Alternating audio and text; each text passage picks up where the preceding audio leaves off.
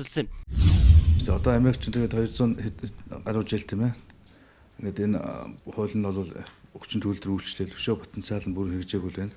А яг үнэхээр зайлшгүй шаардсан нийт ард түмний консенсус болсон асуудлаар нэмэлт оруулаад явж байгаа.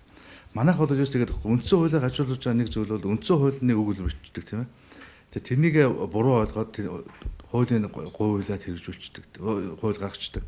Энэ асуудал бас манайд их байгаа шүү дээ. Үндсэн хуульд манай одоо энэ олон зуун хуулиуд яг бүрэн нийцж гин үү гэдэг дээр гол асуудал байгаа байхгүй. Наадзах нь одоо шинэ дуртай гişгэн өчнөө жилийн турш тийм ээ. Өчнөө парламент дамжаад дуртай гişгэн дуртай засгийн газрын гişгэн өргөн барьдаг байлаа тийм ээ. Гэтэл үндсэн хууль нь тэр их нь хаалттай байсан байгаа. Энийг дөнгөж сая өнгөрсөн парламентын сүүлийн одоо бүрэн эрхийн хугацааны нэлийн сүүл рүүгээ үнийг тийм ээ тогтоож одоо хязгаарлалаа.